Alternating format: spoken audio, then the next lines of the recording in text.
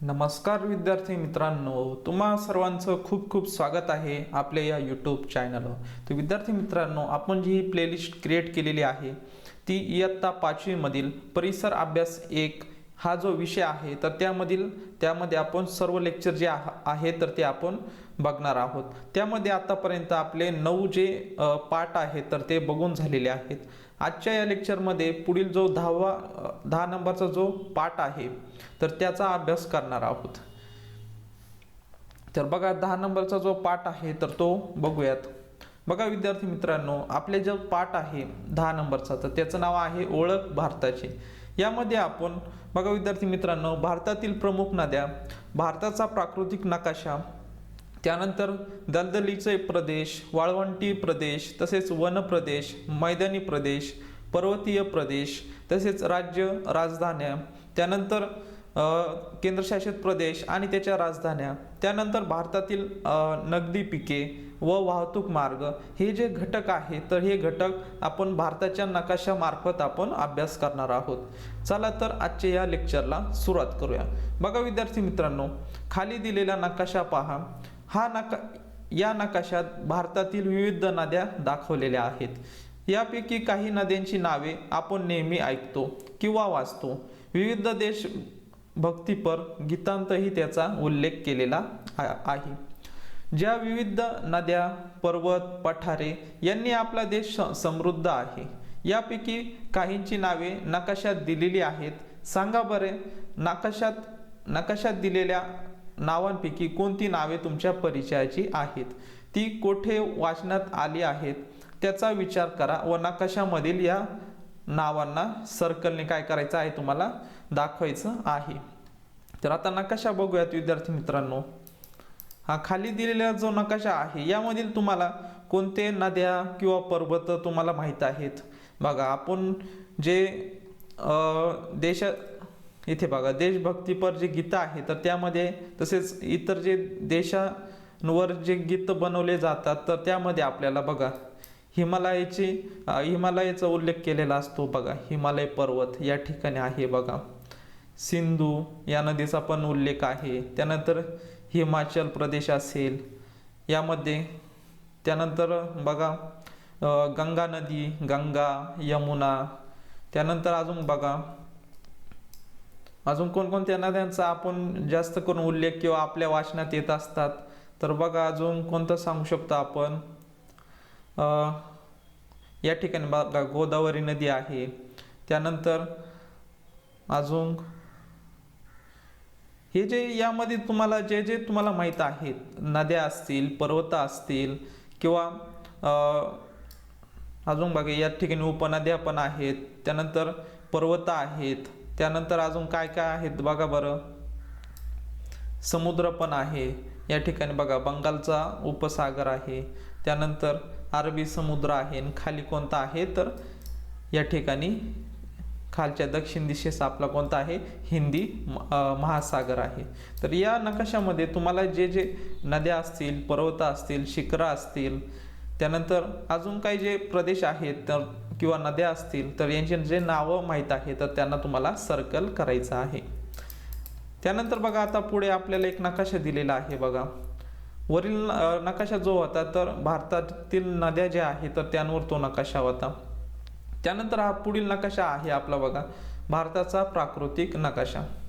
आता नकाशा वाचन करण्यासाठी बघा आपला जो भारत आहे बघा, तर त्यामध्ये भारतने वरील जो भाग आहे तर तो कोणत्या दिशेला आहे हे सर्वात महत्त्वाचं आहे. त्यासाठी सुरुवातीलाच इथं आपल्याला दिशा दिलेली आहे. उत्तर दिशा कुठे आहे तर वर आहे इथे उत्तर दिशा. त्यानंतर या साईडला बघा पूर्व दिशा आहे. कोणती दिशा आहे तर पूर्व दिशा आहे. त्यानंतर बघा पूर्वच्या मागे कोणती असणार आहे, पश्चिम दिशा.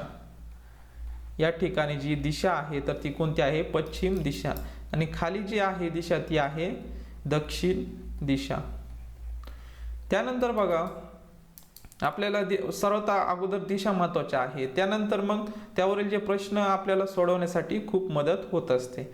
यामध्ये बघा प्राकृतिकमध्ये हिमालय दिलेला आहे. त्यानंतर या ठिकाणी महावाळवंट आहे, यावर तुम्हाला प्रश्न विचारले जातात. महावाळवंट कोणत्या राज्यामध्ये आहे. त्यानंतर बघा अजून काय सांगू शकतो आपण, हे बघा यामध्ये पर्वत डोंगर दिलेले आहेत, यावर परीक्षेला प्रश्न विचारले जातात. तर बघूया खालील आपल्याला नकाशावरून कोणकोणते प्रश्न विचारलेले आहेत. भारत प्राकृतिक नकाशाचा काळजीपूर्वक अभ्यास करून खालील प्रश्नांची तुम्हाला उत्तरं वहीत लिहायची आहे. तर बघा कोणकोणते प्रश्न आहेत. पर्वत शोधा व त्यांची नावे लिहा. आता तुम्हाला काय शोधायचे आहे, पर्वत शोधायचे आहे आणि त्यांची नावे लिहायची आहे. या ठिकाणी आपण झूम करूयात म्हणजे तुम्हाला अजून व्यवस्थितपणे समजेल. आता सुरुवात आपण वरून करूयात. आपल्याला पर्वतांची नावे सांगितलेली आहे. या ठिकाणी बघा या ठिकाणी आहे लडाख पर्वत, वरून सुरुवात करूयात. त्यानंतर बघा अजून कोणता आहे, इथे नंगा पर्वत आहे बघा. त्यानंतर इथे बघा पीर पांजाल पर्वत आहे बघा, या ठिकाणी पीर पांजाल पर्वत. त्यानंतर बघा अजून कोणते पर्वत आहेत, आपण हे झूम करूयात म्हणजे तुम्हाला या ठिकाणी व्यवस्थित समजेल.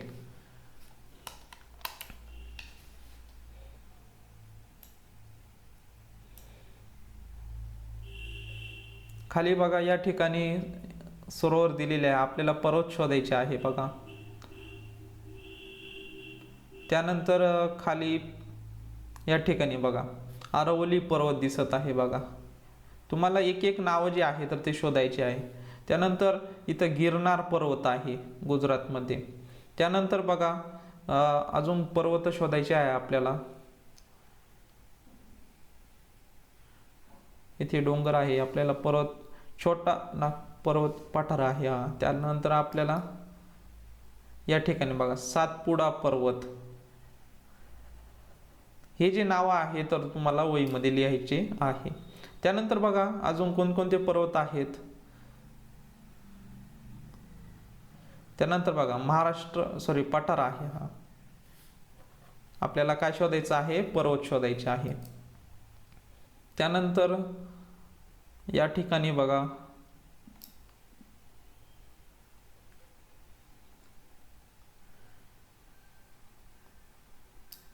तुम्हाला संपूर्ण नकाशा बघून घ्यायचा आहे बघा. या ठिकाणी निर्गिली पर्वत आहे. त्यानंतर बघा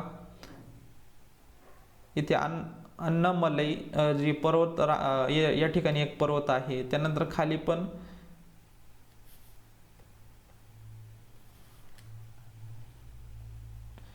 या ठिकाणी बघा काडा मार्म पर्वत जो आहे तर तो या ठिकाणी आहे. त्यानंतर बघा अजून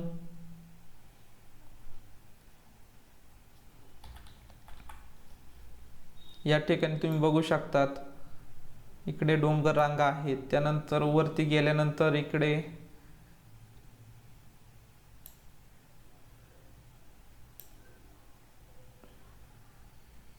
पठार आहे, डोंगर आहे. आपल्याला पर्वत शोधायचे आहे. एक एक तुम्ही जो भाग आहे तर तो व्यवस्थित बघायचा आहे. तर त्यामध्ये तुम्हाला भरपूर सारे पर्वत भेटून जातील. इकडे टेकड्या आहेत.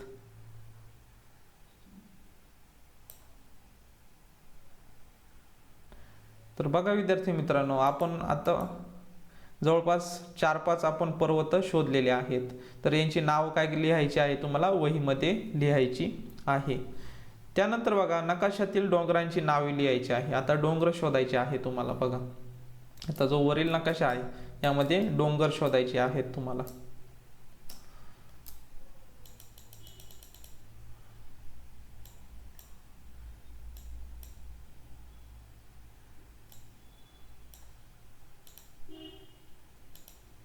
झूम करून घेऊयात म्हणजे तुम्हाला जे नाव आहे तर ते क्लिअर दिसतील.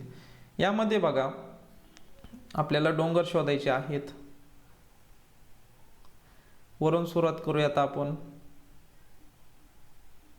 वरती पर्वतच आहेत. चंदीगड, कामटेक या ठिकाणी बघा आपल्याला डोंगर शोधायचे आहे. पठार आहे, ते सरोवर आहे. त्यानंतर या ठिकाणी बघा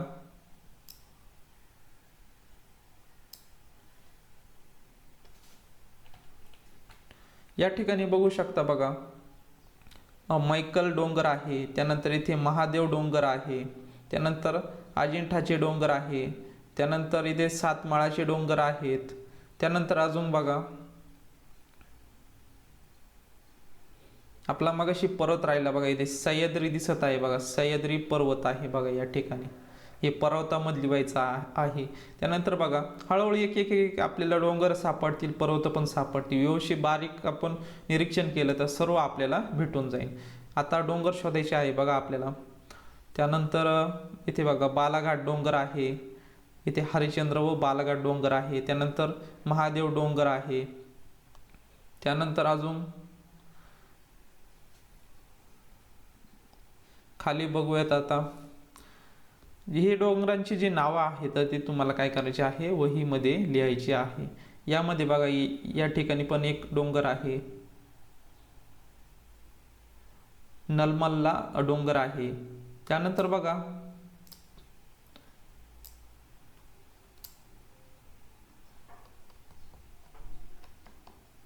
या ठिकाणी तुम्ही बघू शकता कैमूर डोंगर आहे. त्यानंतर अजून कोणकोणते आहेत,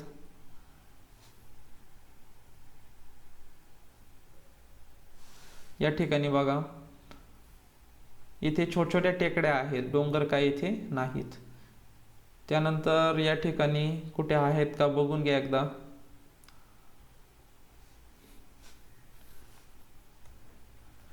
भरपूर सारे आपण डोंगर यामध्ये शोधलेले आहेत, ते तुम्हाला काय करायचे आहे, वहीमध्ये नोंदवायचे आहे. त्यानंतर बघा पुढील जो प्रश्न आहे आपला, नकाशातील पठारे शोधा व त्यांची नावे लिहा. आता पठारे शोधायचे आहे तुम्हाला.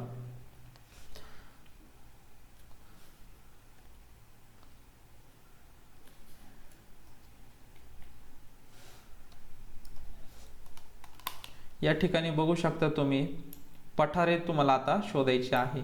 सुरुवात वरून करायची, म्हणजे तुम्हाला एक एक जो भारताचा नकाशा आहे तर त्यामधील तुम्हाला व्यवस्थित पठारे शोधता येतील. यामध्ये बघा वरून सुरुवात केल्यानंतर इथे बघा मारवाडचा पठार आहे. त्यानंतर अजून कोणतं सांगू शकता, इथे बघा मेवाडचा पठार आहे. त्यानंतर अजून बघा माळव्याचे पठार आहे. त्यानंतर अजून या ठिकाणी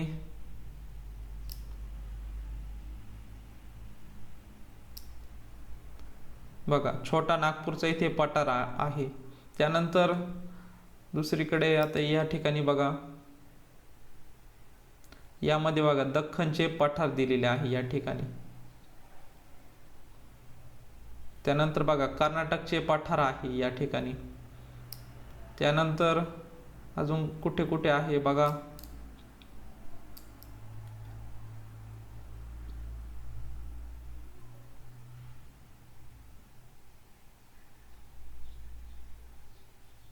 बाकी इकडे टेकड्याच आहेत.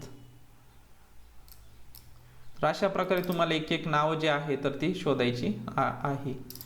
तर बघा पठारांची जी नावं आपण बघितली आहे तर ती लिहायची आहे. त्यानंतर बघा हिमालयात उगम पावून सिंधू नदीस येऊन मिळणाऱ्या नद्यांची नावे लिहायची आहे. उंचीचा विचार करून त्यांची वाहण्याची दिशा कोणती आहे ते लिहा. आता बघा ही सिंधू नदी आहे, त्यामध्ये बघा हिमालयातून, हिमालय या ठिकाणी आहे बघा, हिमालय जो आहे तर तो या ठिकाणी आहे. तर यामधून बघा सिंधू नदीला कोणकोणत्या नद्या आहे बघा, वरून आली ती ही सिंधू नदी आहे, त्याला बघा यामध्ये झेलम, चिनाब, रावी, सतलज आणि बियास ह्या ज्या नद्या आहेत तर या नद्या सिंधू नदीला भेटत पुढे जाऊन एकत्र होत असतात. तर बघा त्या कोणत्या दिशेला जातात बघा, वाहतात आहे तर त्या पश्चिम दिशेकडे वाहत आहे. कोणत्या दिशेकडे वाहत आहे, पश्चिम दिशेकडे. हे तुम्हाला प्रश्नाचं उत्तर लिहायचे. या नद्यांची नावं लिहायची आहे, 1 2 या 5 नद्या, आणि दिशा म्हणलं तर पश्चिम दिशेस वाहत आहे. तर हे झालं चौथ्या प्रश्नाचं उत्तर. त्यानंतर कोरोमंडल किनाऱ्याला जाऊन मिळणाऱ्या प्रमुख नद्यांची नावे लिहायची आहे. तर हा भारताचा नकाशा आहे, त्यामध्ये बघा तुम्ही या ठिकाणी बघितलं तर नाव आहे बघा कोरोमंडल किनारा. हा जो किनारा आहे तर त्याला कोणकोणत्या नद्या मिळतात, तर कृष्णा असेल, त्यानंतर खाली बघा कावेरी नदी आहेत. तर ह्या ज्या मुख्य नद्या आहेत तर त्या कोरोमंडल किनाऱ्याला भेटत असतात. त्यानंतर गोदावरी नदी आहे बघा, त्या सर्व कोरोमंडल किनारा जो आहे तर ते या ठिकाणी मिळत असतात.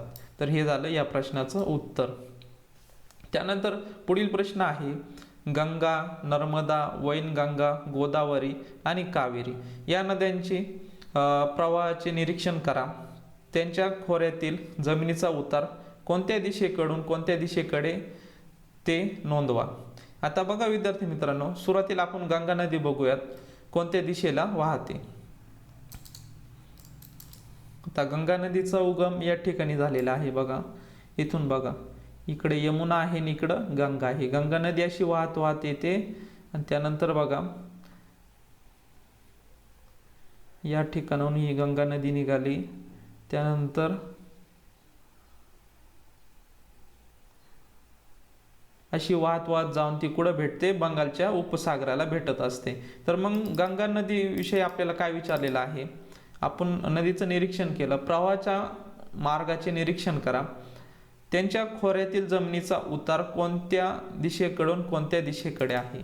ती जी नदी आहे तर ती बघा पश्चिमेकडून पूर्वेकडे आहे. बघा हिचा जो उतार आहे, मग ही पश्चिमेकडून अशी वाहत वाहत वाहत कुठं भेटत आहे, पूर्वेकडे जात आहे. मग तिचा उतार जो असणार आहे पश्चिमेकडून पूर्वेकडे. त्यानंतर बघा पुढील नदी आहे नर्मदा. नर्मदा नदी बघा या ठिकाणी आहे, महाराष्ट्राच्या वर आहे या ठिकाणी बघा. ही नर्मदा नदी अशी येऊन या ठिकाणी अरबी समुद्राला भेटत असते. तर यामध्ये बघा हे आपण क्लिअर करून घेऊयात म्हणजे तुम्हाला व्यवस्थित दिसेल. या ठिकाणी ही नर्मदा नदी आहे, अरबी समुद्राला भेटते. तर आता हिचा जो उतार असणार आहे पूर्वेकडून पश्चिमेकडे असणार आहे. ही कोणती वाहिनी नदी आहे, पश्चिम वाहिनी नदी आहे. गंगा नदी कोणती होती, पूर्व वाहिनी, म्हणजेच पूर्वेकडे वाहते ती पूर्व वाहिनी, पश्चिमेकडे वाहते ती पश्चिम वाहिनी नदी. त्यानंतर बघा अजून कोणती आहे, वैनगंगा आहे, गोदावरी आहे आणि कावेरी नदी आहे. तर ह्या तुम्हाला आता शोधायच्या आहे. वैनगंगा शोधायची आहे, गोदावरी पण शोधायची आहे. ह्या पण या ठिकाणी आहे बघा, या ठिकाणी येऊन ती कोरोमंडल किनाऱ्याच्या किनारा आहे तर तिकडे जात असते. मग ही पण कोणती नदी आहे, पूर्व वाहिनी नदी आहे. तर तुम्हाला प्रत्येक ह्या ज्या नद्या आहेत, गोदावरी आहे, वैनगंगा आहे आणि कावेरी आहे, हे तुम्हाला शोधायचं आहे आणि त्यांचा जो जमिनीचा उतार आहे तर तो तुम्हाला सांगायचा आहे. तर अशा प्रकारे बघा अजून काही प्रश्न दिलेले आहे बघा. नकाशातील सरोवर तुम्हाला शोधायचे आहे. वरती जो नकाशा दिलेला आहे यामध्ये सरोवरांची नावे दिलेली आहे बघा. यामध्ये तुम्हाला दिसत असेल बघा, या ठिकाणी एक सरोवर आहे बघा, वरती पण एक सॉल्ट सरोवर आहे. त्यानंतर अजून इथे बघा कोणता आहे, नंगा पर्वताच्या खाली एक सरोवर आहे बघा. या ठिकाणी आपण इरेज करून घेऊ म्हणजे तुम्हाला व्यवस्थित त्यांची नावं जी आहे तर ते दिसतील.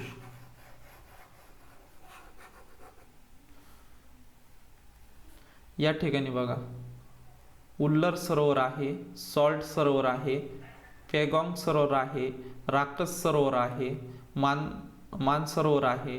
त्यानंतर बघा अजून कोणकोणती सरोवर आहे. त्यानंतर बघा या ठिकाणी आहे सांबर सरोवर आहे. त्यानंतर या ठिकाणी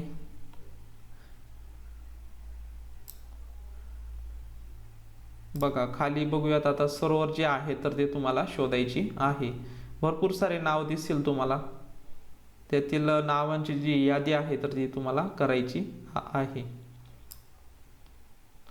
तर या ठिकाणी तुम्ही बघू शकतात जे सरोवर आहे तर ती सर्वांची तुम्हाला यादी करायची आहे. आपण हे वरवरचे बघितलेले आहे जे आपले लवकर सापडलेले आहे. बाकीचे जे आता तुम्हाला सापडायचे आहे त्याची यादी तुम्हाला करायची आहे. चला आता पुढील प्रश्न बघूयात.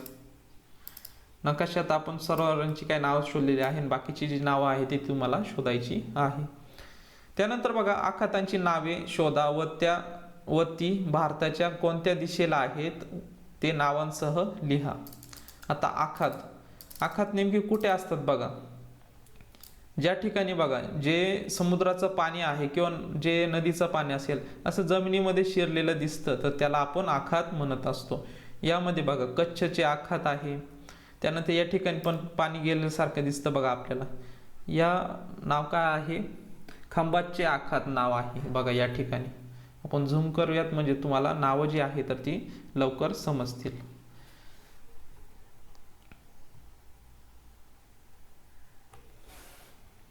त्यानंतर अजून कोणत्या ठिकाणी बघा अजून आखात जे आहे तर त्यांची नाव लिहायची आहे. या ठिकाणी बघा मन्यारचे आखात आहे बघा.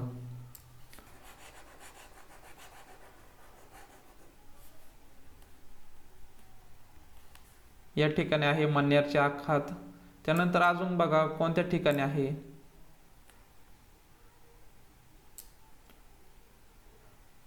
तर हे जे आखात आहे तर या आखातांची तुम्हाला नावे लिहायची आहे. आणि अजून काय प्रश्न विचारलेला आहे आपल्याला बघा, या नकाशावर आधारित आपल्याला जो प्रश्न विचारलेला आहे, व ती भारताच्या कोणत्या दिशेला आहेत त्यांची नावे सांग. आता हे दिशा लिहायची आहे. आता हे जे आखात बघितलं आहे यामध्ये बघा हे मन्यारचे आखात जे आहे तर ते दक्षिण दिशेला आहे, भारताच्या दक्षिण दिशेला आहे. त्यानंतर खंबातचे आखात जे आहे तर ते पश्चिम दिशेला आहे. त्यानंतर कच्छचे आखात जे आहे तर ते पण कुठे आहे, पश्चिम दिशेला आहे. अशा प्रकारे तुम्हाला ही माहिती जी आहे तर ती लिहायची आहे. त्यानंतर बघा भारताच्या तीनही बाजूस असलेल्या जलभागाचे निरीक्षण करा, त्यांची नावे शोधून ते कोणत्या दिशेस आहे तर ते लिहायचं आहे. आपण नकाशाचा अभ्यास करताना सुरुवातीलाच बघितलेला आहे. हा जो खालचा भाग आहे बघा या ठिकाणी, हे सुरुवातीला आपण इरेज करून घेऊयात, खूप गर्दी झाली बघा. या ठिकाणी आपल्याला काय सांगितलेलं आहे, हा या ठिकाणी हा जो आपला भारताचा खालचं जे टोक आहे बघा, यापासून तर हा जो भाग आहे तर या ठिकाणी कोणकोणते जलमार्ग आहेत, म्हणजेच अरबी समुद्र आहे बघा या ठिकाणी. त्यानंतर पूर्व बाजूस कोणता आहे, बंगालचा उपसागर आहे. आणि त्यानंतर खाली कोणता आहे तर हिंदी महासागर आहे बघा. तर यांची तुम्हाला नावं लिहायला सांगितलेली आहे. आणि त्यानंतर काय सांगितलेलं आहे, तिन्ही बाजूस असलेल्या जलभागाचे निरीक्षण करा. निरीक्षण केले त्यानंतर त्यांची नावं शोधली, अरबी समुद्र, बंगालचा उपसागर आणि हिंदी महासागर, त्यांची नावं लिहिली. ओके. त्यानंतर कोणत्या दिशेस आहे बघा, यांची दिशा पण लिहायची आहे. बंगालचा उपसागर भारताच्या पूर्वेला आहे. त्यानंतर हिंदी महासागर जो आहे तर तो दक्षिणेला आहे. आणि अरबी समुद्र जो आहे तर तो पश्चिमेला आहे. तर असं तुम्हाला या प्रश्नाचं उत्तर लिहायचे आहे. त्यानंतर बघा लक्षद्वीप, अंदमान निकोबार हे जे बेटा आहेत यांचे समूह शोधायचे आहेत, त्यांतील काही बेटांची नावे तुम्हाला लिहायची आहे. आता बघा अंदमान निकोबार कुठे आहेत सुरुवातीला बघून घेऊयात. ही इरेज करतो.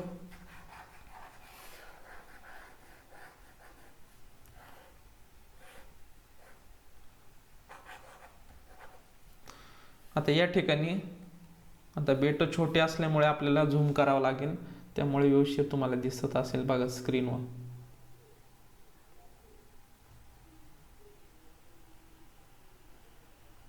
या ठिकाणी बघा हा भारताचा जो नकाशा आहे तर याच्या खाली बघा दक्षिण भागाकडे इथे लक्षद्वीप काय आहेत तर बेटा आहेत. लक्षद्वीप बेटा आहेत.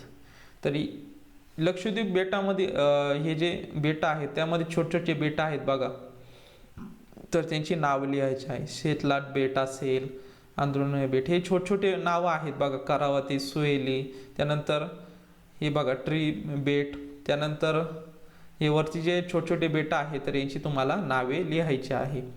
त्यानंतर आता बघा आता आपण लक्षद्वीप बेटांची माहिती घेतलेली आहे. त्यानंतर बघा अंदमान आणि निकोबार. अंदमान आणि निकोबार या ठिकाणी आहे बघा. हे बेट छोटे छोटे जे बेट आहेत तर हे अंदमान आणि निकोबार बेट आहे. येथे नाव पण दिलेलं आहे बघा. त्या ठिकाणचे जे छोटे छोटे बेट आहे बघा, यांची तुम्हाला काय करायचे आहे, नावे लिहून घ्यायची आहे. कोको बेट असेल, नाराकोंडम बेट असेल, त्यानंतर बॅरन बेट आहे, हे जे नाव आहे. तसेच निकोबारमध्ये बघा कोणकोणते आहे, ती लॉन चॉंग बेट आहे. त्यानंतर बघा या ठिकाणी हे एक बेट आहे. हे 3-4 जे बेट आहे तर त्यांची तुम्हाला काय करायची आहे तर नावे लिहायची आहे. त्यानंतर आता पुढील प्रश्न बघूयात. उत्तरेकडील मैदानी प्रदेशात कोणत्या प्रमुख नद्यांची खोरे आहेत? बघा उत्तरेकडील मैदानी प्रदेशात कोणत्या प्रमुख नद्यांची खोरे आहेत? तर वरती जे सर्वात मोठी नदीचं खोरं जे असणार आहे आपलं सिंधू नदीचं खोरं असणार आहे. कोणतं आहे? ही सिंधू नदी जी आहे इथून उगम पावलेली आहे, तर अशी जाऊन इकडे वाहत जात आहे. तर हिचं जे मोठं सर्वात खोरं आहे उत्तरेकडे तर ते सिंधू नदीचं खोरं असणार आहे. त्यानंतर बघा आता पुढं बघा काय सांगितलेलं आहे. आपण नकाशा आणि त्यावरील आधारित प्रश्नांद्वारे भारताच्या प्राकृतिक रचनेची माहिती जाणून घेतली.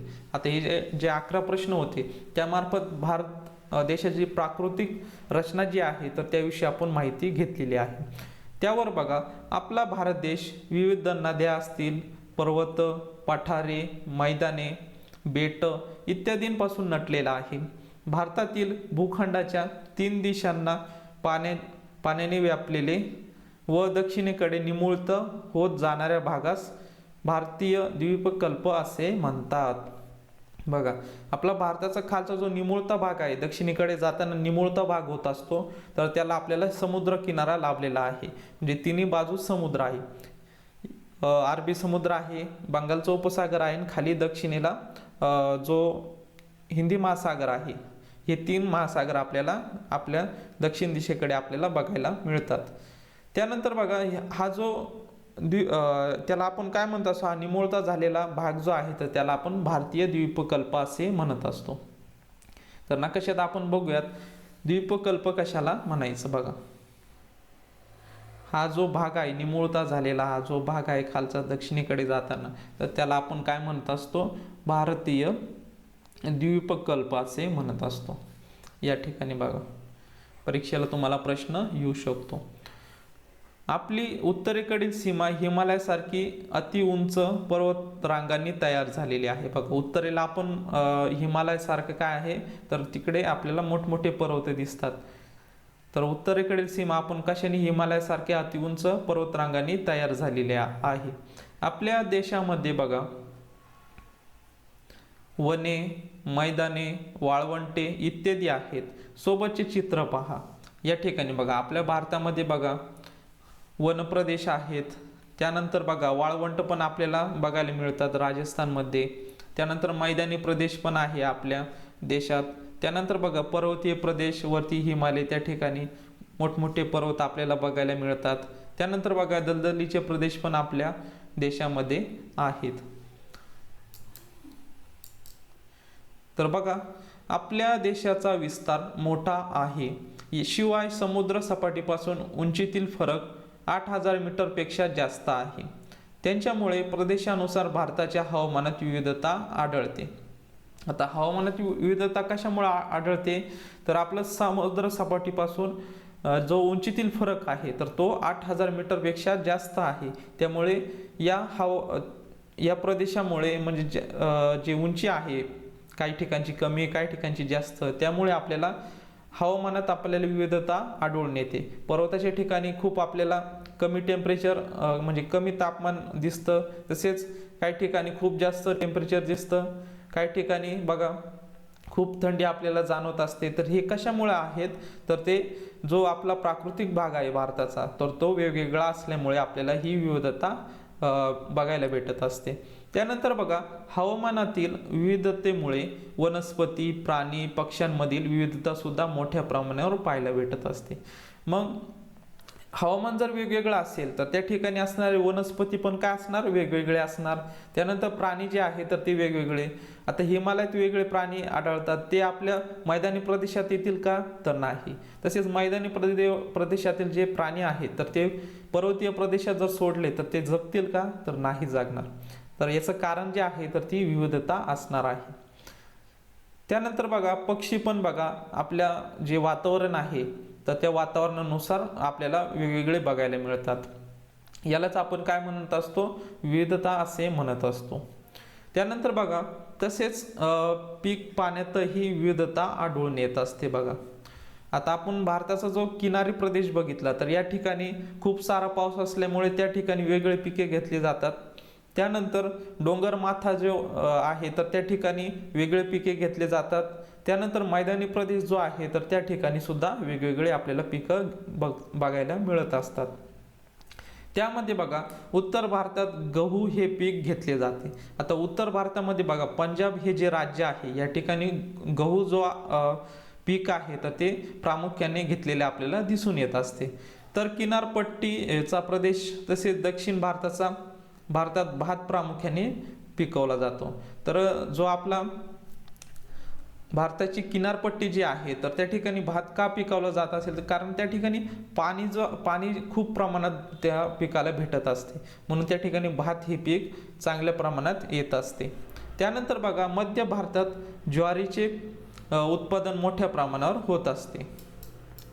तर बघा जशी विविधता आढळते आपल्याला बघा तशी पिकांमध्ये पण आपल्याला विविधता बघायला भेटत असते. तर बघा या सर्व विविधतेचा सर्वांगीण परिणाम आपले जीवनमान, चालीरीती, परंपरा, लोकजीवन व संस्कृतीवर झालेला आढळतो. तर बघा आता जे आपल्या भारताच्या किनाऱ्यावर जे लोक राहतात त्यांची जीवनमान जगण्याची पद्धत जी असते तर ती वेगवेगळी असते. त्यानंतर काही चालीरीती पण असतात ज्या किनारपट्टीवर असतात त्या मैदानी प्रदेशात नसतात. तसेच मध्य भारत आहे तर त्यामध्ये वेगवेगळ्या परंपरा आपल्याला बघायला भेटतात. तसेच लोकजीवन असेल, त्यांचा पोशाख जो आहे तर तो वेगवेगळा आपल्याला बघायला भेटतो. त्यानंतर त्यांची संस्कृती असतील, चालीरीती असतील, परंपरा आहे तर या आपल्याला वेगवेगळ्या बघायला भेटत असतात. त्यानंतर बघा आपल्या देशात विविध जाती आहेत, जमाती आहेत, तसेच इतर धर्माचे लोक सुद्धा आपल्या देशामध्ये राहत असतात. त्यामध्ये बघा आता जसं एखादा प्रदेश असेल त्या ठिकाणी खूप आपल्याला आदिवासी जाती बघायला भेटत असतात, काही जमाती पण वेगवेगळ्या ठिकाणी आपल्याला जास्त प्रमाणात बघायला भेटत असतात. त्यानंतर जे वेगवेगळ्या धर्माचे आपले लोक आपल्याला आपल्या देशात बघायला भेटतात. त्यानंतर बघा विविध भाषा ते बोलल्या जातात. आता आपण वेगवेगळ्या प्रदेशात गेलो तर आपल्याला वेगवेगळ्या भाषा, मराठीच भाषा पण वेगवेगळ्या प्रकारे आपल्याला बोललेली दिसते. तशाच प्रकारे इतर ज्या भाषा आहेत, हिंदी असतील किंवा कोकणी भाषा असेल व अजून ज्या भाषा आहेत, जसं जसं आपण जे राज्य आहेत राज्य बदलत जातो. महाराष्ट्राच्या बाहेर गेलो, मध्य प्रदेशमध्ये गेलो, गुजरातमध्ये गेलो, गुजरातमध्ये गुजराती भाषा बोलली जाते. त्यानंतर बघा इकडं पूर्वेकडचे जे देश आहेत त्यामध्ये आसाम असेल, अरुणाचल प्रदेश असेल, त्यानंतर नागालँड आहे, त्यानंतर मणिपूर आहे, त्रिपुरा असेल, त्यानंतर मिझोराम असेल, तर या ठिकाणी वेगवेगळ्या भाषा आपल्याला बघायला भेटत असतात. त्यानंतर झारखंड असतील, हे जे वेगवेगळे राज्य आहेत, तसेच केंद्रशासित प्रदेश आहे दिल्ली असेल, त्यानंतर अजून त्यानंतर चंदीगड असेल, त्यानंतर दादर अँड नगर हवेली असेल, दमन दीव असेल, या ठिकाणी वेगवेगळ्या आपल्याला भाषा बोललेल्या दिसतात. तर ते कशामुळं तर विविध आपला जो देश आहे तर तो विविध जाती, जमाती आणि धर्माचे लोक जे आहेत तर ते आपल्या भारतामध्ये राहतात. त्याच्यामुळं आपल्याला विविधता आपल्याला बघायला भेटत असते. प्रदेशानुसार आहारात, पेहरावात, सण, उत्सव इत्यादींमध्ये आपण विविधता सहज पाहू शकतो. आता बघा प्रदेश वेगळा म्हणलं की त्या ठिकाणी राहणारे माणसं पण वेगळे असतात. त्यांचं जे अन्न असतं तर ते अन्न पण वेगळं असतं. त्यानंतर जे सण किंवा पेहराव जो असतो तर त्यांचा पण वेगवेगळा असतो. आता हिमालयात जे माणसं राहणार आहे तर ते जास्त गरम उबदार कपडे घालणारे असतील. त्यानंतर कोकण किनाऱ्यावर राहणारे जे माणसं आहेत तर ते वेगवेगळा पेहराव घालत असतात. तर हे आपण विविधता बघू शकतो. त्यानंतर बघा पुढील आता नकाशा दिलेला आहे, आपला भारताचा नकाशा दिलेला आहे. यामध्ये तुम्ही बघू शकतात, या वरती बघा केंद्रशासित प्रदेश आहेत. त्यानंतर जम्मू काश्मीर पण आपला केंद्रशासित प्रदेश आहे. हिमाचल काय आहे, आपलं राज्य आहे. तर म्हणजे आपला जो भारत देश आहे त्यामध्ये केंद्रशासित प्रदेश पण आहेत आणि राज्य पण आहेत. यामध्ये घोळ करायचा नाही. मग राज्य किती आहेत आपल्या भारत देशामध्ये, तर किती आहेत टोटल 28 जे आहेत तर ते राज्य आहेत. त्यानंतर केंद्रशासित प्रदेश जे आहेत, केंद्रशासित प्रदेश किती आहेत तर फक्त 8 आहेत. तर यांची नावं तुम्हाला माहीत असणे गरजेचं आहे. त्यानंतर राजधानी कोणकोणत्या आहेत, राज्याची राजधानी कोणती, केंद्राची राजधानी कोणती, यावर आपण एक व्हिडिओ बनवलेला आहे. तर तो आपल्या प्लेलिस्टमध्ये मी टाकलेला आहे, तर तो तुम्ही तेवढा बघून घ्यायचा आहे. त्यामध्ये आपल्याला डिटेलमध्ये राज्य कोणते, तसेच राज्यांची राजधानी कोणती, केंद्र कोणते, केंद्राची राजधानी कोणती, यावर आपलं संपूर्ण त्यावर एक लेक्चर झालेलं आहे. त्यानंतर बघा दुसरा पण अजून एक व्हिडिओ टाकलेला आहे, म्हणजेच वेगवेगळे जे राज्य आहेत 28 राज्य आहेत तर त्यामध्ये कोणकोणत्या भाषा बोलल्या जातात, लडाखमध्ये कोणती भाषा, तसेच केंद्रशासित प्रदेश आहे आपले 8 तर त्यामध्ये कोणकोणत्या भाषा बोलल्या जातात, यावर पण मी एक लेक्चर बनवलेलं आहे. ते लेक्चर सुद्धा आपल्या प्लेलिस्टमध्ये तुम्हाला भेटून जाईल. तर ते 2 लेक्चर तुम्हाला बघायचे आहे. म्हणजे तुमचा भारतामध्ये कोणकोणते राज्य, राजधान्या, तसेच केंद्रशासित प्रदेश, त्यामध्ये बोलली जाणारी भाषा, याची माहिती तुम्हाला भेटून जाईल. त्यानंतर बघा आता यावर बघा काही प्रश्न विचारलेले आहेत तर ते बघूयात. वर दिलेला भारताच्या राजकीय नकाशाचं निरीक्षण करा. खालील प्रश्नांची उत्तरे वहीमध्ये नोंदवा. आपले राज्य ओळखा. तुमच्या आवडत्या रंगाने ते रंगवा. राजधानीचे नाव लिहा. आता आपले जे राज्य आहे, आपला भारत देश आहे, त्यामध्ये महाराष्ट्र राज्य आहे. तर ते काय करायचं आहे, तुम्हाला वेगळ्या कलरने तुम्हाला काय करायचं आहे तर रंगवायचं आहे. तर या ठिकाणी तुम्हाला हे महाराष्ट्र आहे तर तो व्यवस्थित रंगून घ्यायचा आहे. अशा प्रकारे संपूर्ण तुम्ही जे आपलं राज्य जे आहे तर ते तुम्ही रंगवू शकता. त्यानंतर बघा आपल्याला काय सांगितलेलं आहे, या ठिकाणी बघा राज्य ओळखले, रंगाने पण आपण रंगवले. त्यानंतर राजधानीचे नाव काय, आपला जो महाराष्ट्र राज्य आहे तर त्याची राजधानी जी आहे तर ती कोणती आहे, मुंबई आहे. तर याचं नाव सुद्धा तुम्हाला प्रश्नामध्ये लिहायचं आहे. त्यानंतर बघा सर्वात उत्तरेकडे असणारे राज्य कोणते. आता या उत्तर दिशा कोणती आहे तर ती वरची दिशा आहे. या ठिकाणी बघा कोणते राज्य असणार आहे तर तुम्ही म्हणशाल लडाख, पण लडाख का नाही, तर हे लडाख जे आहे तर ते कोणतं आहे, केंद्रशासित प्रदेश आहे. आपल्याला सांगितलेलं आहे राज्य. तर मग उत्तरेकडील पहिलं राज्य कोणते येणार आहे, हिमाचल प्रदेश. तर हिमाचल प्रदेश हे आहे उत्तरेकडील राज्य असणार आहे. त्यावर काय प्रश्न विचारलेला आहे बघा, राज्य कोणते, तर हिमाचल प्रदेश येणार आहे. त्यानंतर सर्वात दक्षिणेला असणाऱ्या राज्याचे नाव. आता या ठिकाणी बघा तामिळनाडू जे आहे तर ते काय आहे, राज्य आहे. बघा या केरळची सीमा जी आहे तर इथपर्यंत आहे आणि तामिळनाडूची सीमा जी आहे तर इथपर्यंत आहे. म्हणजे तामिळनाडू जे आहे तर ते दक्षिणेकडील राज्य असणार आहे. त्यानंतर बघा अतिपूर्वेकडील राज्य वेगळ्या रंगाने रंगवा. अतिपूर्वेकडील राज्य बघा, आता अतिपूर्वेकडील जे राज्य आहे बघा या ठिकाणी जे सर्वात पूर्वेकडे कोणतं राज्य असणार आहे, मग हे जी जागा आहे तर ती कोणाची आहे, अरुणाचल प्रदेशची आहे. म्हणजे पूर्वेकडील राज्य जे आहे तर ते अरुणाचल प्रदेश. आणि त्याची नावे लिहायला लावली आहे, राजधान्या कोणत्या ते लिहा. तर याची अरुणाचल प्रदेशची राजधानी कोणती असणार आहे, इटानगर असणार आहे. तिची राजधानी पण तुम्हाला लिहायची आहे. आकाराने मोठे असणारे राज्य पिवळ्या रंगाने रंगवा व राजधानीला सर्कल तुम्हाला करायला लावलेला आहे. आकाराने मोठे राज्य बघा, हे छोटे राज्य तुम्हाला दिसत असतील. आता तुम्हाला बघा या ठिकाणी एवढे जे राज्य आहे यामधून मोठं जे राज्य कोणतं आहे, आपलं राजस्थान आहे. तुम्हाला ते येलो कलरने काय करायचं आहे तर रंगून घ्यायचं आहे. पिवळा जो कलर आहे तर त्याने तुम्हाला संपूर्ण रंगून घ्यायचं आहे. त्यानंतर बघा तुम्हाला त्याची राजधानी जी आहे तर तिला सर्कल करायचं आहे. तर ती कोणती, राजस्थानची राजधानी आहे जयपूर. त्यानंतर पुढील प्रश्न आहे बघा, लाल अक्षरांनी लिहिलेली नावे कोणती क्षेत्र दाखवतात. बघा आता हे लाल अक्षरांनी आपण जे लिहिलेले आहे बघा, दमन दीव असेल, वरती बघा, वरतून सुरुवात करूयात, लडाख असेल, जम्मू आणि काश्मीर असेल, त्यानंतर बघा अजून कोणते आहे, इथं अंदमान निकोबार असतील, त्यानंतर इकडे लक्षद्वीप आहे, पुदुच्चेरी आहे, पॉंडिचेरी म्हणतो त्याला आपण.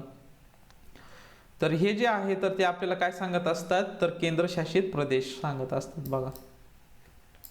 लाल अक्षरांनी लिहिलेली नावे काय आहे, केंद्रशासित प्रदेश आहे, केंद्रशासित प्रदेश. त्यानंतर बघा आता पुढे काय सांगितलेलं आहे, भारत हे लोकशाही प्रजासत्ताक राष्ट्र आहे. कोणते राष्ट्र आहे, प्रजासत्ताक राष्ट्र आहे. दिल्ली ही भारताची राजधानी आहे. आता आपण बघितलेलं आहे नकाशामध्ये विविध राज्य आहेत आणि तसेच केंद्रशासित प्रदेश आहेत, परंतु संपूर्ण भारताची जी राजधानी आहे तर ती कोणती असणार आहे, या ठिकाणी आहे बघा दिल्ली. या ठिकाणी कोणती असणार आहे राजधानी, आपल्या भारताची राजधानी दिल्ली या ठिकाणी राजधानी आहे. त्यानंतर बघा क्षेत्रफळाच्या दृष्टीने राजस्थान हे जे आहे सर्वात मोठे राज्य आहे. आपण आताच एका प्रश्नाचं उत्तर बघितलं, त्याच्यामध्ये तुम्हाला समजलं असेल. त्यानंतर बघा, त्यानंतर मध्य प्रदेश व तिसरा क्रमांक महाराष्ट्राचा येतो. त्यानंतर बघा आता राजस्थान सर्वात मोठं जे क्षेत्रफळाच्या दृष्टीने मोठा आहे. त्यानंतर 2 नंबर कोणता येतो, मध्य प्रदेशचा येतो, आणि 3 नंबर कोणता येणार आहे क्षेत्रफळाच्या दृष्टीने, महाराष्ट्राचा येणार आहे. त्यानंतर बघा गोवा हे जे राज्य आहे भारतातील सर्वात कमी क्षेत्रफळ असलेले काय आहे, राज्य आहे. आता गोवा कुठे आहे, महाराष्ट्राच्या दक्षिण दिशेला आहे बघा, या ठिकाणी आहे गोवा, या ठिकाणी आहे बघा गोवा. तर हे जे आहे तर सर्वात छोटं राज्य आहे भारतातील. त्यानंतर बघा करून पहा, वर्गातील विद्यार्थ्यांनी प्रत्येक एक राज्य निवडा. निवडलेल्या राज्याची माहिती खालील दिलेल्या मुद्द्यांच्या आधारे मिळवा. बघा तुम्हाला एक राज्य निवडायचं आहे किंवा केंद्रशासित प्रदेश निवडायचा आहे, आणि मग महाराष्ट्र निवडलं तर समजा उदाहरणार्थ आपण महाराष्ट्र राज्य निवडूयात. त्यामध्ये बघा कोणती भाषा बोलली जाते, तर मराठी. सण कोणते साजरे केले जातात, दिवाळी असेल, दसरा असेल, अजून खूप सारे रंगपंचमी, इतर जे सण आहेत तर ते साजरे केले त्यांची नावं. त्यानंतर उत्सव कोणते साजरे केले जातात त्यांची नावं. पेहराव कोणता घातला जातो, तसेच नृत्य प्रकार कोणता, लावणी असेल व इतर सारे नृत्य प्रकार आहेत तर त्यांची नावे लिहायची आहे. त्यानंतर बघा अजून काय सांगितलेलं आहे, आता महाराष्ट्रच आपण एखाद्या विद्यार्थ्याने महाराष्ट्र घेतलं तर महाराष्ट्राची भूरूपे कोणकोणती, तर ते तुम्हाला शोधायची आहे. जलरूपे कोणती, महाराष्ट्रामध्ये कोणकोणती जलरूपे तुम्हाला बघायला मिळतात, तसेच वन कोणकोणती आहे तर त्यांची नावे तुम्हाला लिहायची आहे. ही माहिती मिळवण्यासाठी तुम्ही शाळेचे ग्रंथालय व वर्तमानपत्रे, मासिके, इंटरनेट, दूरदर्शन आणि तुमच्या शिक्षकांची मदत तुम्ही घेऊ शकता. आता हे शोधण्यासाठी बघा तुम्ही जरी गुगलवर सर्च केलं महाराष्ट्राची भाषा कोणती, त्यानंतर महाराष्ट्रात साजरे केले जाणारे सण, तर तुम्हाला खूप सारी माहिती भेटून जाईल. तर तुम्ही इंटरनेटद्वारे सुद्धा सर्च करू शकता किंवा त्याची खूप तुम्हाला ग्रंथालयात पुस्तकं पण भेटतील. तसेच आपल्या शिक्षकांना विचारले तरी शिक्षक सुद्धा तुम्हाला मदत करतील. तर ह्या 2 प्रश्नांची उत्तर तुम्हाला एक राज्य निवडायचं आहे आणि ते तुम्हाला त्याची माहिती लिहायची आहे. त्यानंतर आता बघा पुढे काय विचारलेलं आहे, जरा डोके चालवा, आपल्या राज्याच्या शेजारील आणि 2014 साली नव्याने तयार झालेले राज्य कोणते. बघा आपल्या राज्याच्या शेजारील नवीन राज्य निर्माण झालं 2014ला, त्याचं तुम्हाला काय लिहायचं आहे, तर नाव लिहायचं आहे. तर हा तुम्हाला होमवर्क असणार आहे. भारतात एकूण किती राज्य आहेत, याचं उत्तर आपण वरती बघितलेलं आहे. किती राज्य आहे, 28 राज्य आहेत. त्यानंतर भारतीय वाळवंट प्रामुख्याने कोणत्या राज्यात येते. बघा महावाळवंट जे आहे तर ते कुठे येते, आपण नकाशामध्ये बघूयात महावाळवंट नेमकी कुठे आहे.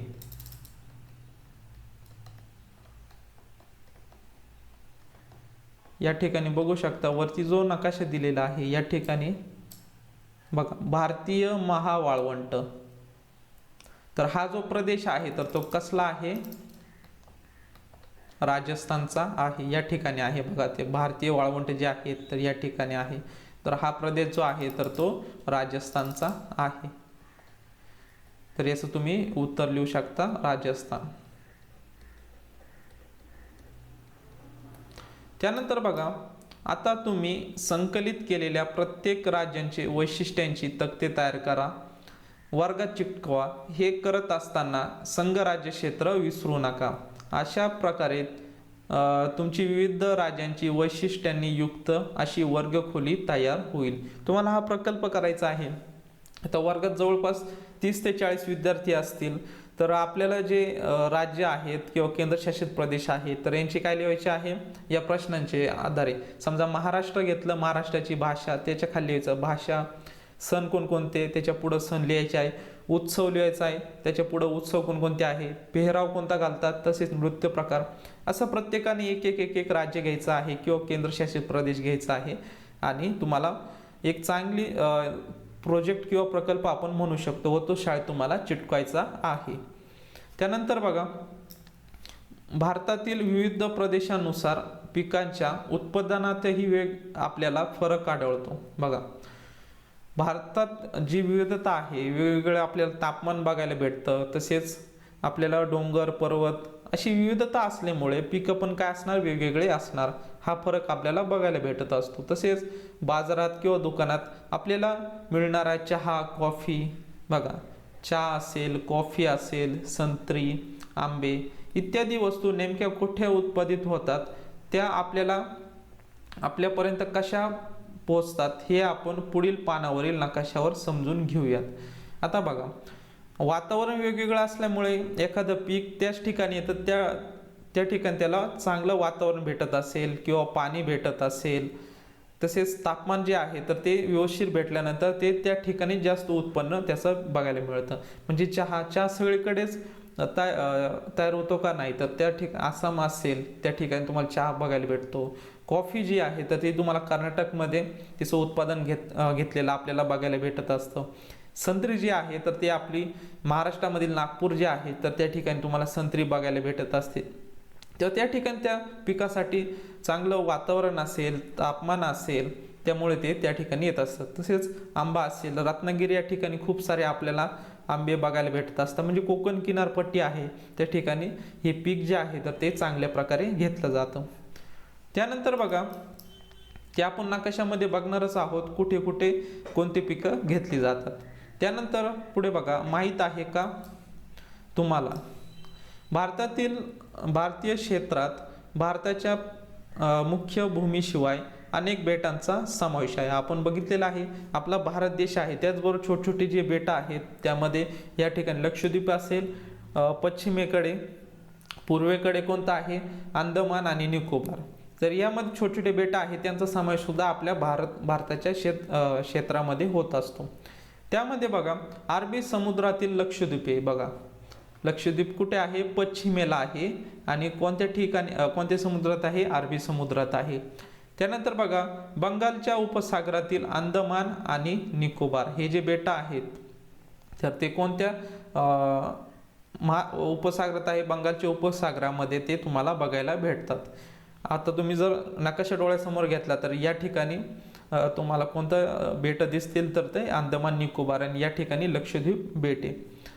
भारताच्या प्रमुख भूमीजवळ समुद्रातील बेटे आहेत. बघा, म्हणजे भारताची मुख्य भूमीजवळील जे समुद्रातील बेटे आहेत तर तुम्हाला बघायला भेटतात. या सर्व बेटांची स्थाने देशांच्या संरक्षणाच्या दृष्टीने अत्यंत महत्त्वाची आहेत. महाराष्ट्राच्या किनाऱ्याच्या रक्षणासाठी यातील काही बेटांवर किल्ले बांधलेले आपल्याला बघायला भेटतात. हे ऐतिहासिक किल्ले जलदुर्ग म्हणून ओळखले जातात. त्यानंतर कोकण किनारपट्टीवर असे किल्ले अनेक ठिकाणी पाहायला मिळतात. म्हणजे त्यावरून आपल्याला जे किनारपट्टी आहे त्याचं संरक्षण करण्यासाठी आपण हे किल्ले बांधलेले आहेत. तर बघा, खाली आपल्याला एक जो किल्ला दिलेला आहे तर तो कोणता आहे, जंजिरा किल्ला. त्यालाच आपण काय म्हणत असतो, जलदुर्ग असे म्हणत असतो. हे जे किल्ले बांधतो आपण किनारपट्टीवर किंवा बेटांवर जे आपण किल्ले बांधतो तर ते किनारपट्टीचं संरक्षण करण्यासाठी आपण ते बांधलेले आहेत. तर त्याला काय म्हणत असतात, तर जलदुर्ग असे म्हणत असतात. खाली बघा जंजिरा किल्ला तुम्हाला बघायला भेटेल याच्यामध्ये बघा. त्यानंतर बघा हा जो नकाशा आहे तर यामध्ये आपल्याला बघा विविध आपल्याला काय दिलेले आहे, पिकं दिलेले आहे. तसेच तुम्हाला अजून काय दिलेलं आहे बघा, वाहतूक मार्ग पण दिलेला आहे. या ठिकाणी बघा काही प्रमुख नगदी पिके दिलेले आहेत आणि वाहतूक मार्ग पण दाखवलेला आहे. आता बघा कांदा जो आहे तर तो नाशिक ठिकाणी लासलगाव या ठिकाणी जास्त प्रमाणात पिकत असतो. तर त्याचं मोठं मार्केट सुद्धा आपल्याला त्या ठिकाणी बघायला भेटतं. त्यानंतर बघा रत्नागिरी ठिकाणी बघा तुम्हाला आंबा हे जे पीक आहे, रत्नागिरीचे आंबे म्हणत असतो, तर ते तुम्हाला बघायला भेटतात किंवा तिथं त्या ठिकाणी चांगल्या प्रकारे पीक घेतलं जातं. त्यानंतर संत्री जी आहे नागपूर या ठिकाणी चांगल्या प्रकारात पिकं घेतली जातात. तर त्या ठिकाणी पोषक वातावरण त्या पिकाला असल्यामुळे त्या ठिकाणी चांगल्या प्रमाणात संत्री हे पीक घेतलं जातं. त्यानंतर बघा कॉफी बघा या कर्नाटकच्या बॉर्डर इथे या ठिकाणी कर्नाटकमध्ये आणि या ठिकाणी तर कॉफीसाठी चांगल्या प्रकारे वातावरण तिथे आहे. त्याच्यामुळे कर्नाटकला कॉफीचे पिकं घेतली जातात. त्यानंतर येथे केरळला या ठिकाणी बघा लवंग, जर तुम्हाला माहीत असेल लवंग, तर ती केरळमध्ये चांगल्या प्रमाणात घेतली जाते व तामिळनाडू आणि केरळच्या बॉर्डरवर पण चांगल्या प्रमाणात त्या ठिकाणी पिकत असते. त्यानंतर बघा चहा बघा तुम्हाला या ठिकाणी आसामचे क्षेत्रफळ आहे, त्यानंतर आसामची जी बॉर्डर आहे, हे सर्व ठिकाणी तुम्हाला चहाची पिकं घेतलेली तुम्हाला आढळून येतील.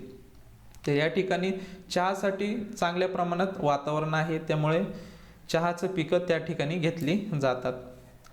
त्यानंतर काही मार्ग दिलेले आहेत बघा तुम्हाला, वाहतूक मार्ग. समजा तुम्हाला काही प्रश्न विचारतील तर त्यावर तुम्हाला प्रश्नाची उत्तरं द्यायची आहे. वरील नकाशाचे नीट निरीक्षण करा. या नकाशात भारतातील काही प्रमुख नगदी पिके दिलेली आहेत, आपण ते बघितले आहे. विविध प्रकारचे वाहतूक मार्ग दाखवले आहेत, तर त्यावर तुम्हाला प्रश्न विचारलेला आहे, त्याची उत्तर द्यायची आहे. आपल्या राज्यात केसर कुठून आणावे लागेल, त्यासाठी सोयीचा मार्ग गिरवा. आता बघा केसर नेमकी कोणत्या ठिकाणी पिकतं बघा, अजून काय फळे बघा. या ठिकाणी सफरचंद आहे. आता सफरचंद बघा हिमाचल प्रदेश आणि लडाख या ठिकाणी बघा चांगल्या प्रमाणात पीक घेतलं जातं. त्यानंतर केसर आहे. केसर कुठे बघा जम्मू आणि काश्मीर या ठिकाणी आपल्याला हे पीक घेतलेलं आपल्याला दिसून येतं. तर बघा आपल्याला प्रश्न काय विचारलेला आहे, तर आपल्या राज्यात केसर कुठून आणावे लागेल, त्यासाठी सोयीचा मार्ग गिरवायचा आहे. तर आपलं राज्य जे आहे तर ते महाराष्ट्र आहे. महाराष्ट्रामध्ये आपल्याला काय आणायचं आहे, केसर आणायचं आहे. तर केसर इथून घेतल्यानंतर आपल्याला बघा महाराष्ट्र कुठे आहे आपला, या ठिकाणी आहे बघा महाराष्ट्र. तर या ठिकाणी आपण हा ऑरेंज कलरचा जो रोड आहे तर त्याला काय दक्षिणोत्तर जोड मार्ग या मार्गाने आपण काय करू शकतो, हे केसर जे आहे इथून घेतलं बघा, हा ऑरेंज रोड जो आहे तर या मार्गाने आपण हे नागपूरपर्यंत आणू शकतो. नागपूरमधून महाराष्ट्रामध्ये आपण आणू शकतो. तर अशा प्रकारे अजून काही पिकांची त्यांनी माहिती दिलेली आहे, ती आपण शोधायची आहे. तर अजून दुसरा प्रश्न काय सांगितलेला आहे बघा, चहाचे उत्पादन कोणत्या राज्यात होते. आता चहाचे कोणत्या राज्यात आहे, तर या ठिकाणी आसाम मध्ये आहे. आसाम. त्यानंतर आपल्या राज्यात लवंग आणण्यासाठी मार्ग निश्चित करा आणि गिरवा. आता लवंग या ठिकाणी आहेत, तर आपण कोणत्या मार्गाने घेऊ शकतो बघा, हा जो ऑरेंज कलर दक्षिणोत्तर जोड महामार्ग, हा दक्षिणोत्तर जोड महामार्गाने सुद्धा आणू शकतो. त्यानंतर या ठिकाणी बघा हा ब्लॅक कलरचा जो कलरने दिलेला आहे बघा, या ठिकाणी सुद्धा आपण मुंबईला डायरेक्ट आणू शकतो. ब्लॅक कलरचा कोणता आहे, तर राष्ट्रीय महामार्ग या ठिकाणी सुद्धा आपण आणू शकतो. असे खूप सारे आपल्याला मार्ग भेटतील. त्यानंतर बघा पुढे काय सांगितले, सफरचंदाचे उत्पादन भारतातील कोणत्या राज्यात होते ते शोधा. त्या राज्यांच्या नावाभोवती सर्कल करायचं आहे तुम्हाला. आता सफरचंद जे आहे तर ते कुठे आहे, लडाख या ठिकाणी आहे बघा. हे आपण इरेज करू या ठिकाणी, म्हणजे तुम्हाला व्यवस्थित समजेल.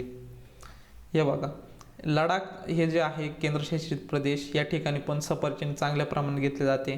त्यानंतर हिमाचल प्रदेश जो आहे तर या ठिकाणी सुद्धा सफरचंद जे आहे तर हे पीक पिकवलं जातं.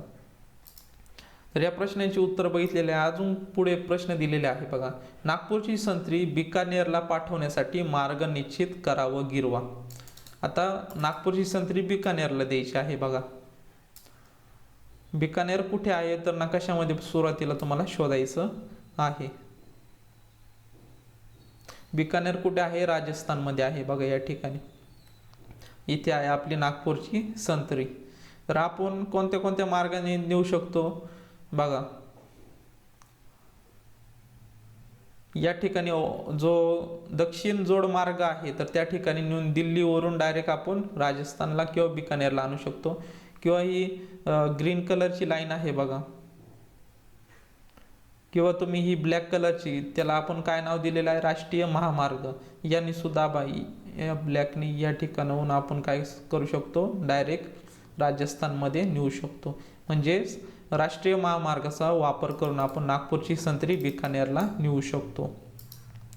त्यानंतर पुढील प्रश्न आहे, पश्चिम बंगाल राज्यात कॉफी व आंबे पाठवण्यासाठी मार्ग निश्चित करा व गिरवा. आता पश्चिम बंगालमध्ये कॉफी आणि आंबे द्यायचे आहे. पश्चिम बंगाल कुठे आहे? आपण इरेज करून घेऊयात. या ठिकाणी जो आहे तर आपला तो या ठिकाणी बघा, पश्चिम बंगाल या ठिकाणी आहे. आपल्याला काय न्यायचं आहे? आंबे आणि कॉफी न्यायची आहे. प्रश्न एकदा बघून घेऊयात. पश्चिम बंगालमध्ये कॉफी न्यायची आहे आणि आंबे पाठवायचे आहे. तर आपण आंबे घेतले या ठिकाणी. त्यानंतर आपण हा ग्रीन कलरचा मार्ग आहे, तर या ग्रीन कलरच्या महामार्गाला काय? सुवर्ण चतुष्कोन या मार्गाने आपण कर्नाटकमध्ये येऊ. इथून काय घेऊ? कॉफी घेऊयात. त्यानंतर हा जो मार्ग आहे बघा, इथून आलो कर्नाटकमध्ये, इथून आपण कॉफी घेतली. कॉफी घेऊन परत ह्या ग्रीन कलरचा जो महामार्ग आहे या ठिकाणी, तिथून आपण काय करू? पश्चिम बंगाल या ठिकाणी. आपण कोणता महामार्ग वापरणार आहोत? सुवर्ण चतुष्कोन या मार्गाने आपण आंबा आणि कॉफी जे आहे तर ते आपण पश्चिम बंगालला पाठवू शकतो. अशा प्रकारे आपण जे नकाशामधील जे ठिकाणं आहे त्याचा आपण अभ्यास करू शकतो. तसेच महाराष्ट्रातील कांदा अरुणाचल प्रदेश या राज्यात कोणत्या मार्गाने पाठवशाल? आता कांदा उत्पादन जे आहे तर त्या नाशिक पाशी तुम्हाला दिसेल या ठिकाणी आहे. आपल्याला अरुणाचल प्रदेशला पाठवायचा आहे. हा पूर्वेकडील जो राज्य आहे अरुणाचल प्रदेश या ठिकाणी आपल्याला पाठवायचं आहे. तर या ठिकाणी बघा कोणते मार्ग दिसतील तुम्हाला. तर या ठिकाणी बघा, जो आपल्याला राष्ट्रीय महामार्ग आहे तर राष्ट्रीय महामार्गाने आपण पाठवू शकतो. तर या ठिकाणी बघा, मध्य प्रदेशमध्ये जाऊन त्यानंतर या ठिकाणी बघा हा जो महामार्ग आहे तर या ठिकाणी आपण ब्लॅक कलरचा जो रोड आहे तर त्या ठिकाणाहून आपण अरुणाचल प्रदेशला आपला कांदा जो आहे तर तो पाठवू शकतो. अशा प्रकारे तुम्हाला या प्रश्नांची उत्तरं लिहायची आहे. त्यानंतर बघा, काय करावे बरं तुम्हाला विचारलेलं आहे. हर्ष व तनिष्का मुंबईला राहतात. त्यांना अंदमान आणि निकोबार बेटे पाहायचे आहेत. प्रथम ते चेन्नई येथे मामाकडे जाणार आणि त्यानंतर बेटांना भेट देणार. प्रवासासाठी पृष्ठ क्रमांक 49 वरील नकाशा बघायचा आहे. कोणत्या मार्गाचा अवलंबाने ते जातील, तसेच नकाशात हे मार्ग गिरून तुम्ही त्यांना मदत कराल का? तर आपण नक्कीच त्यांना मदत करू. हर्ष आणि तनिष्का जे आहे तर ते मुंबईला राहतात. त्यानंतर ते मामाकडे चेन्नईला जाणार. तिथून कोणत्या बेटावर जाणार? अंदमान आणि निकोबार. तर बघा, हर्ष आणि तनिष्का कुठे असतात? मुंबई या ठिकाणी आहे बघा. यात इरेज करून घेऊयात म्हणजे तुम्हाला समजायला सोपं जाईल. या ठिकाणी हर्ष आणि तनिष्का असतात. त्यानंतर मामाचं गाव कोणतं आहे? चेन्नई नंतर तुम्हाला त्यांना कुठं जायचं आहे? अंदमान निकोबार या ठिकाणी. मग हे या ठिकाणी त्यांना जायचं आहे. तर यासाठी बघा त्यांना कोणता मार्ग वापरावा लागेल? वर बघा आपल्याला ही सूची दिलेली आहे, त्यामध्ये ग्रीन डॅश डॅश प्रमुख हवाई मार्ग, या ठिकाणी कोणता मार्ग वापरावा लागेल त्यांना, प्रमुख हवाई मार्ग या ठिकाणी आहे। आणि मुंबईहून त्यांना सुद्धा कोणता प्रमुख हवाई मार्ग, या ठिकाणी बघा मुंबईहून ते कुठे आले, चेन्नईला, कशाने येणार, प्रमुख हवाई मार्गाने येणार या ठिकाणी। आणि या ठिकाणाहून ते डायरेक्ट प्रमुख महामार्गाने या ठिकाणी येणार, पोर्ट ब्लेअर या ठिकाणी येणार, आणि त्या ठिकाणून ते अंदमान आणि निकोबार ते बेट फिरू शकतात। तर अशा प्रकारे तुम्ही एखाद्या ठिकाणून दुसऱ्या ठिकाणी जाण्यासाठी कोणते मार्ग असतील तर त्यांचा तुम्ही अभ्यास करू शकता। त्यानंतर बघा हे नेहमी लक्षात ठेवा, आपल्या देशातील वनस्पती, प्राणी, पक्षी यांच्यात विविधता आहे। वन प्रदेशात गेल्यावर ती आपल्याला सहज पाहता येते, ही विविधता आपण जपली पाहिजे। बघा विविध प्रदेशात तुम्हाला विविध वनस्पती, प्राणी, पक्षी बघायला मिळतात, ही आपण जी विविधता दिसते आपल्याला तर ती जपायला पाहिजे। त्यानंतर बघा आपण काय शिकलो, भारताचे वर्णन नकाशाच्या आधारे समजून घेतले। बघा आज आपण काय काय शिकलो, नकाशाच्या आधारे आपण प्रमुख नद्या बघितल्या, प्राकृतिक नकाशा बघितला, त्यानंतर इतर जे प्रदेश आहेत तर ते प्रदेश बघितलेले आहे, त्यानंतर भारताच्या राज्यामध्ये कोणकोणत्या भाषा बोलल्या जातात, त्यानंतर पेहराव कोणते असतात, सण उत्सव हे वेगवेगळ्या ठिकाणी वेगवेगळे असतात, त्याची माहिती पण आपण बघितलेली आहे। त्यानंतर बघा आपण शेवट काय, भारतातील काही कृषी उत्पादने आणि वाहतुकीचे मार्ग जे आहेत तर ते आपण बघितलेले आहे। वरती वाहतुकीचे मार्ग बघितलेले आहे, त्यानंतर जे उत्पन्न आपण घेत असतो, कांदा असेल, आंबा असेल, त्यानंतर सफरचंद असेल, लवंग असेल, केशर असेल, त्यानंतर चहा असेल, कॉफी असेल, हे उत्पादनांची आपण माहिती सुद्धा घेतलेली आहे। त्यानंतर आपल्याला यावरील स्वाध्याय सोडवायचा आहे। आता या पाठावरील स्वाध्याय जो आहे तर तो तुम्हाला सोडवायचा आहे। पुढील विधानांतील चूक दुरुस्त करून विधाने वहीत लिहायची आहे। हिमाचल प्रदेश कॉफीचे मळे आहेत, तर हिमाचल प्रदेशात कसेच फळं पिकवली जातात तर सफरचंद, त्यामुळे याचं उत्तर सफरचंद येणार आहे, या ठिकाणी तुम्हाला बदलून लिहायचं आहे। कोकण प्रदेश भारताच्या पूर्व भागात आहे, पूर्व भागात नाही तो पश्चिम भागात आहे, हे तुम्हाला दुरुस्त करून लिहायचं आहे। त्रिपुरा राज्य आकाराने सर्वात लहान आहे, त्रिपुरा नाही गोवा आहे, कोणता आहे, गोवा। साबरमती नदी मध्य प्रदेशातून वाहते, तर ती नाही गुजरातमध्ये वाहते, तर हे तुम्हाला एडिट करायचं आहे, म्हणजे व्यवस्थित जे दुरुस्त करून लिहायचं आहे। सह्याद्री पर्वत आंध्र प्रदेशात आहे, सह्याद्री पर्वत जो आहे तर तो कुठे बघायला भेटतो आपल्याला, तर तो महाराष्ट्रामध्ये बघायला भेटतो। त्यानंतर बघा पृष्ठ क्रमांक 44 व 47 नकाशे अभ्यासा आणि कोणत्या नद्या कोणत्या राज्यातून वाहतात ते वहीत नोंदवायचं आहे। तर बघा वरती आपण जे नकाशे बघितलेले आहे त्यामध्ये तुम्हाला नद्या कोणत्या राज्यातून कुठे वाहतात हे तुम्हाला लिहायचं आहे। त्यानंतर उपक्रम दिलेला आहे बघा, भारताच्या उत्तर सीमेवरील कोणत्याही एका घटक राज्यातील लोकजीवनाविषयी माहिती सचित्र संग्रह तयार करायचा आहे। उत्तर सीमा, भारताची उत्तर सीमा, त्यामध्ये लडाख आहे, जम्मू काश्मीर आहे, या ठिकाणचा एक केंद्रशासित प्रदेश घ्यायचा किंवा घटक राज्य घ्यायचं, त्यावर तुम्हाला त्याविषयी माहिती संपूर्ण लिहायची आहे। त्यानंतर बघा एकांकिका सादर करा, मी डॅश डॅश राज्य बोलत आहे, या ठिकाणी तुम्ही आपलं महाराष्ट्र घेऊ शकता किंवा इतर राज्यांचं तुम्ही एकांकिका लिहू शकता। तसेच तुमच्या परिसरात राहणारी माणसं कोणती भाषा बोलतात त्याची माहिती लिहायची आहे, या भाषा कोणत्या राज्यांशी संबंधित आहेत ते पण लिहायचं आहे। आता आपली जी मराठी भाषा आहे आपल्या महाराष्ट्रात सोडून इतर दुसरीकडे कुठे बोलली जाते का त्याविषयी तुम्हाला माहिती लिहायची आहे।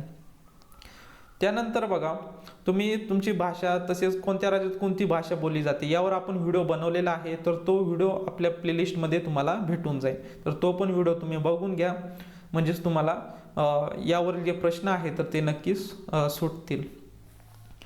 तर अशा प्रकारे आज आपण या संपूर्ण जो पाठ आहे तर त्याचा अभ्यास आपण बघितलेला आहे। ओळख भारताची, तर हा जो प्रकरण आहे जे पाठ आहे तर याचा संपूर्ण अभ्यास आपण केलेला आहे। जर तुम्हाला काही डाऊट्स असतील तर नक्कीच मला कमेंट बॉक्समध्ये विचारू शकता। भेटूयात नवीन